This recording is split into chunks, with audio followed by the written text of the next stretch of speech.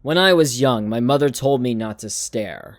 I'm sure most people's parents do at some point, but I was a stubborn case. I couldn't really help myself. I loved to watch people in restaurants, bookstores, on the beach, anywhere. It was just the most interesting thing, and I couldn't pull myself away. People interest me. They always have. It's not a sexual thing. I just love watching people go about their daily lives, seeing them get coffee, witnessing them chat with one another while they walk their dogs. It was thrilling to me to know that they were in their own little microcosm, independent and ignorant of the world around them, if just for a second. Watching people became part of my daily life. It was my escape, my hobby. It was fun. Lately, when I watch one of the cafe patrons, I catch a peek at his jaundiced reptilian eyes and scaly hands, followed by a filthy scowl in my direction. I glimpse the spade tongue and fangs on the librarian before she sneers at me like she smells something bad. I spy wolfish hair on my boss's neck and hands before he turns and goes to eat his lunch further away from me.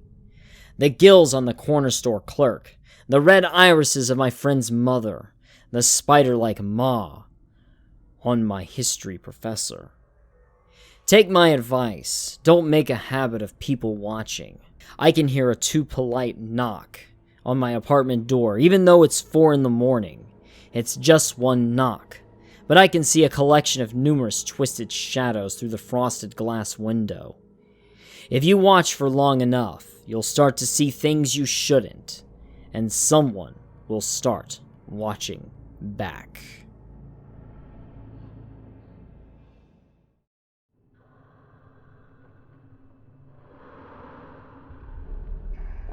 There were 100 of us to begin with. 100 smiling faces, 100 shining eyes. We were ready for anything. We thought that there was nothing the ruined world could throw at us. In our eyes, we were the makers of history, intrepid colonists, brave and bold, against the no man's land. We were wrong. The first calling took 23. We had no warning, signal, not even a struggle. We went to sleep. When we woke up, they were gone. But not for long. A month later, we were shaken but recovering. Whatever had taken them had made it clear it wasn't coming back. Search party after search party had led to nothing but another 2 deaths. Until they came back. But they were monsters. Bones twisted, cracking into wings, skin stretched over them, tearing, flapping. Limbs broke 100 times over, eyes empty, staring, eyelids ripped off. Dead. And soon we joined them. As it turned out, it was infectious. I didn't. No. I ran and ran and ran. So far that I couldn't hear the screams, that I wouldn't feel the pain, into the endless wasteland. I'm a coward, I know, but 2 days later, I went back. I won't describe to you what I saw, but suffice it to say that I have no regrets about running. So now it's just me. Me against the world. Me against this place, which would have me dead 100,000 ways every second. Every breath is an act of rebellion, but maybe not for long. I can hear the flapping of wings. I can feel their dead eyes on me. There was 100 of us. And now, there's just one.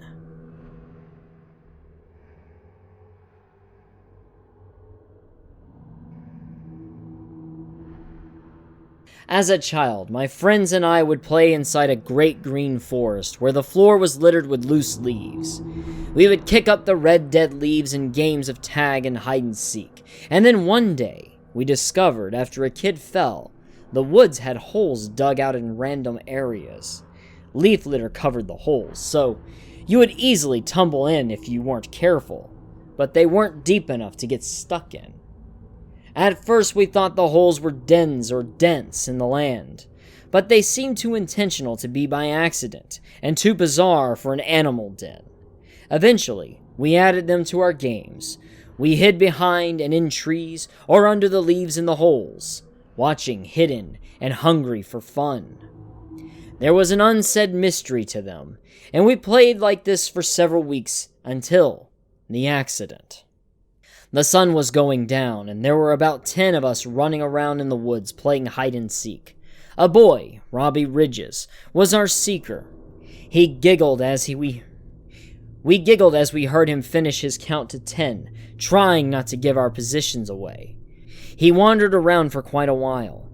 By now, we were good at hiding, calling out to us to come out between laughs. But suddenly, without any of us seeing exactly why, he made a quick muffled sound and went silent. Robbie's calls never returned. And after it became evident Robbie wasn't looking for us, we converged to look for him. We failed finding him. Authorities were called and searched the area, but they were unsuccessful. With the sun going down, they concluded Robbie had simply vanished, and we had heard his last horrible exhale. That sound he made, the muffled "oomph," haunted my dreams for the next several weeks. I imagined everything from psychopaths to mountain lions to the supernatural slithering from the shadows to stalk and strike Robbie. It wasn't until months later that I learned what happened from my dad. A vicious fire managed to grow in the forest. The leafy forest floor fed the flame fast, and eventually most of the woods succumbed to a sullen shape.